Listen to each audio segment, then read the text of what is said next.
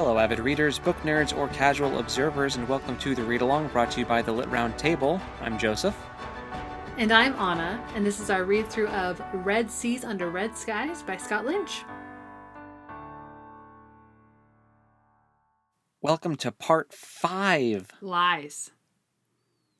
Wait, it's not? Nope. Is it 6? Yes. Oh. When I saved it, because normally when I save it, I can see what the previous files were, and I didn't see a 5, so I don't know where my part 5 went. Part 6! Yes. Would you like to do it again? No, it's okay. Okay. Who cares? Of Red Seas Under Red Skies.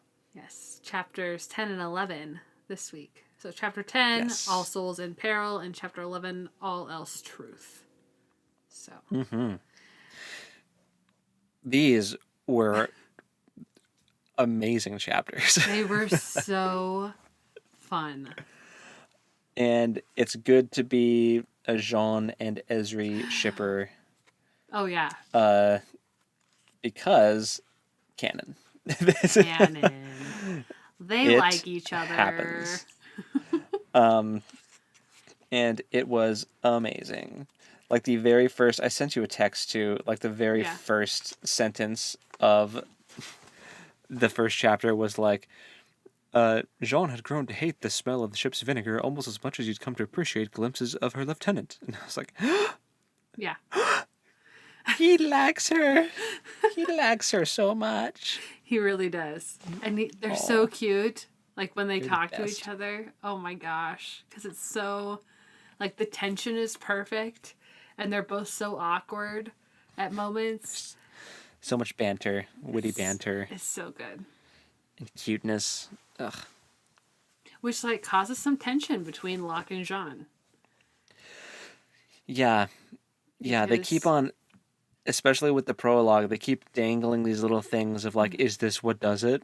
Is this what causes a falling out? Is the falling out real? Did a girl start the falling out? Oh no.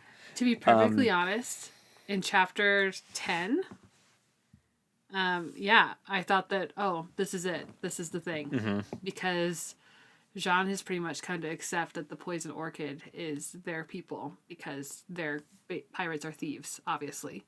And he's like, they may not like worship the 13th, but they're doing the 13th's work. And these are our people. And Locke is like, no, we have this other thing to do. And they kind of get at it. Until Locke is like, you just want to be with these people because of a girl. And then they have a blow up about Sabitha, which, is she dead? Is that? I don't know. I think she might be dead. Because he mentioned the plague. And I was like, oh, maybe she's not just like away somewhere. Maybe she's gone.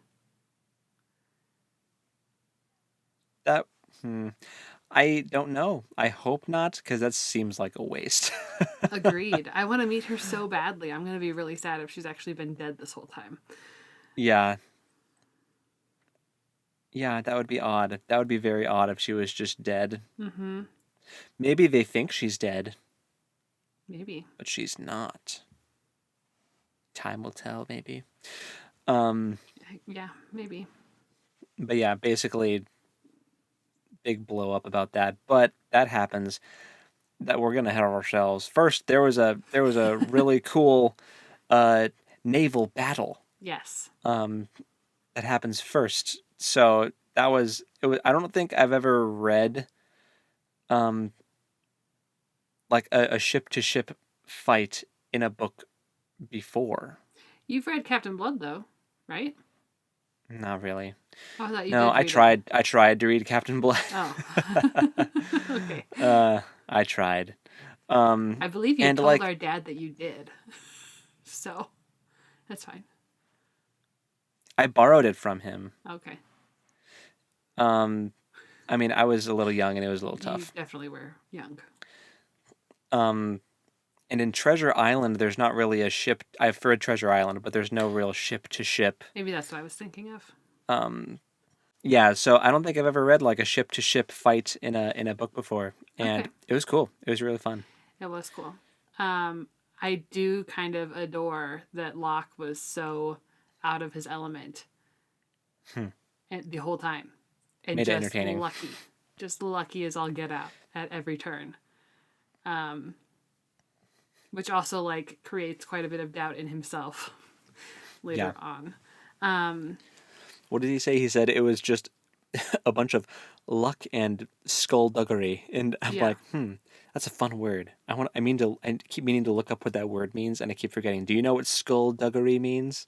Not off. Is it just like? I mean, I understand the essence of what it means. Let me look up the official definition though for us. Okay. Well, while you look that up, the fight was actually really entertaining. I like how Locke volunteered to be the first over the side, but not because he was just trying to get some kind of leverage, to get some kind of recognition, because he knows that he is like the worst sailor on the ship. Yeah. So it was all just working an angle, but it worked out well. We saw the psycho monks that were trying to just kill everyone, which was terrifying. That was crazy. But then it was funny to find out that the captain of that ship was actually like, I didn't want them here. The people that hired us wanted them here. They're the worst. We wanted to surrender, and then they wouldn't let us surrender.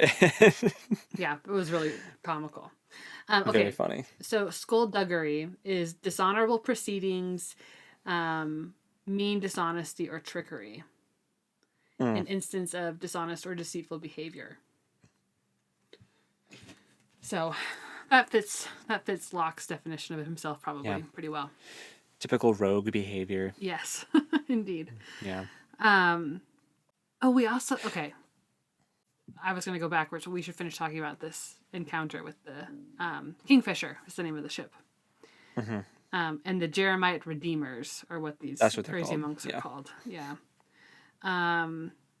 So part of the tension then between Locke and Jean stems from like while they were in this fight, Locke knows that he's no good, and so does Jean. And Jean is normally right behind him taking care of things. And during this fight, Jean did not stick to Locke because Ezri was also in the fight. And so he was making sure she was okay. Which, like, I know that Jean has feelings there, and that was part of the motivation. But also, if Ezri had died, the captain would have for sure gotten rid of Jean and Locke. Yeah. Because she doesn't care about these guys. She does care a lot about her lieutenant. Yes. So. Yes. And Jean being there, since, I mean, Ezri definitely took some hits, so Jean being there arguably saved her, you know? Yeah. A couple times, probably. And Jean still did save Locke, because he would have died 10 seconds into that charge if that first dude didn't take a hatchet to the face. Right. So. No, for sure. Jean's back must hurt from carrying this whole team, because he is... Honestly... This whole book is basically the Jean book. So far. Jean carrying everyone on his back. And Jean cleaning up almost all of Locke's messes. Like, just think about it. Locke gets pulled into all of these, like, meetings that Jean doesn't get to be present for, and then they both end up getting captured every time. Like... Yeah. Yep. But he does it with you know, affection and care for Locke, so... They do like each other. They do. Like, they're still best friends. Right. Well, and so they have this tension, but then by the end of chapter 11, that had pretty much been resolved. Yeah. But we'll get to that. Before we get to that, there was a line that was so cool early on in chapter 10, because we find out that, or we learn that one of the Red Messenger dudes... Bald Mazuka. He loses it.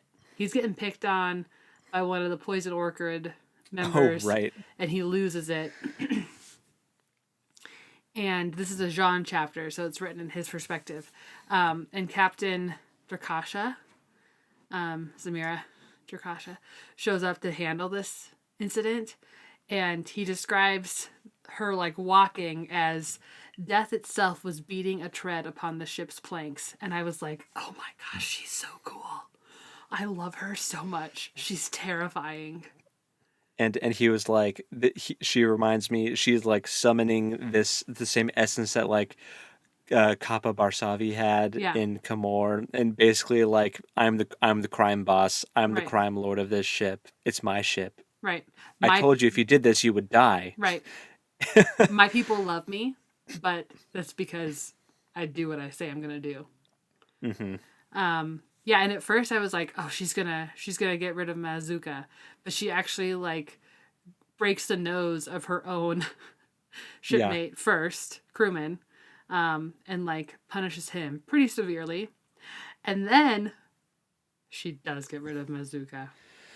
Yeah, throws him over the side, which in this book that's a little terrifying because of all the creepy crawlies that are in the ocean in this book compared to like our ocean. I mean, our ocean still has. I mean, I still hate our ocean. It's still full of a lot of creepy crawlies, but not as obviously as this one. Mm-hmm. Yeah, no ghosts necessarily in our oceans, but yeah. Yeah. So yeah, he gets thrown over the side, but no, that was a really cool scene. Yeah. Just more establishing the captain as this force of nature that you do not go against. Could you imagine someone trying to mutiny this lady? Oh my gosh. Would never happen. No, would not. Which also they talk about at length at the beginning of this chapter how well put together the poison orchid is. Like everything is smooth, everything is taken care of, everybody does their job, and it's very like smooth and very respected. Everyone takes a lot of pride in what they do. So that was Which cool. Jean and Ezri had a conversation about because he was like, "This isn't what I was expecting. Like, where's all like the drunken like shenanigans and like the lawlessness?" He's like, "This is a tight ship. Like, you guys are really well put together." And Ezri's like, "What? Do you think we're just gonna like sit around and drink while the ship rots out from under us? Like, like this ship is our livelihood. Without the ship, we have nothing. So, I mean, yeah, we're going to take care of it and make sure that it's running properly." So I was like, oh, they're pirates that, are competent. Honestly, yes. And then we find out that the captain is former Navy for Cyrene, which is like apparently a very big deal. Yeah. Apparently they take their Navy seriously. So she knows her stuff for sure. And we also get the line that the past is currency. And I think like that becomes pretty clear in the next chapter too, when Locke is talking to the captain. And he's like, he's laying some of his cards out on the deck for her.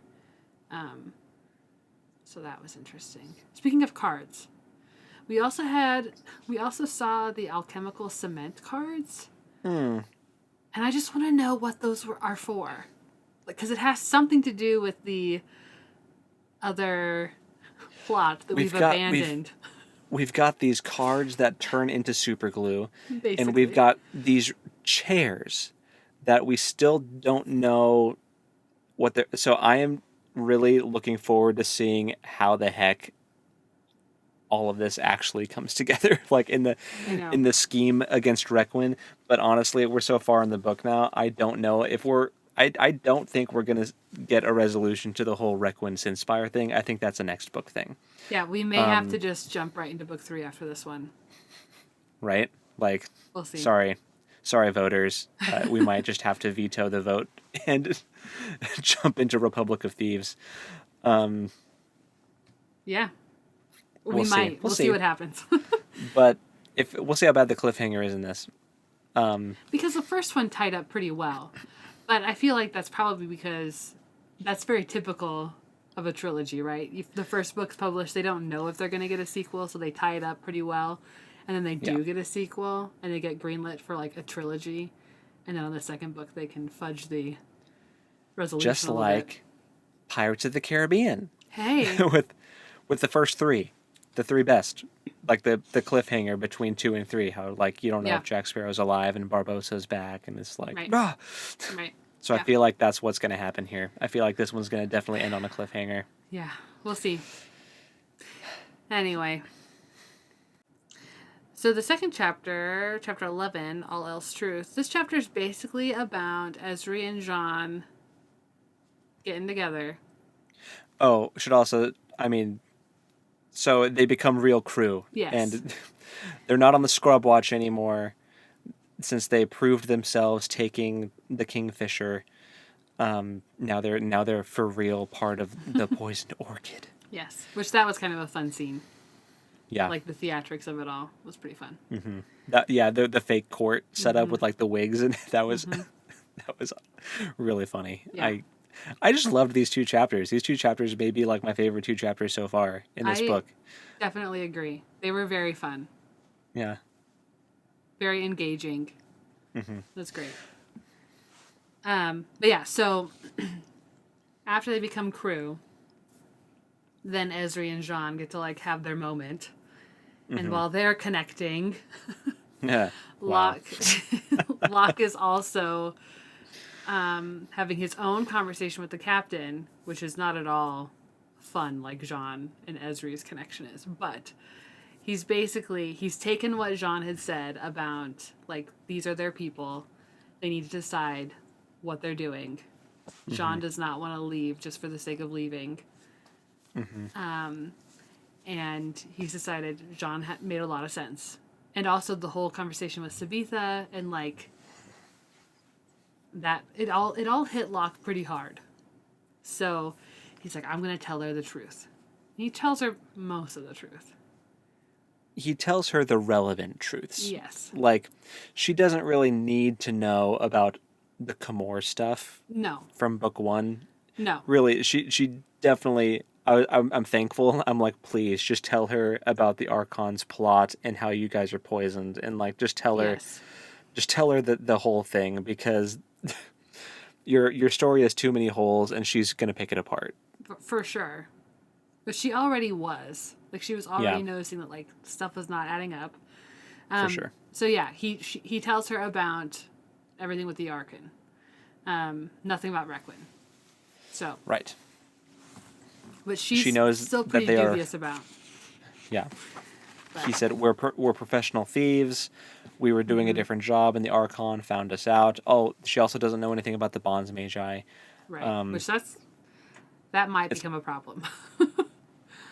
But I think if she knew that Bonds Mages were after them, she would throw them over the side. I think so too, because she would be like, oh, you are threatening my way of life now. Like, they're already threatening her way of life. Oh, man. But that would really be a problem. For sure. Yeah. But also, this whole time they're having this conversation, they're like watching the wake of the ship, and there's some creepy crawly ocean critter swimming around in the wake of their ship that they're just watching, and it's like half the size of the ship, and I hated that. Yeah, and she's like bothered, but not too bothered. But Locke's pretty bothered by it.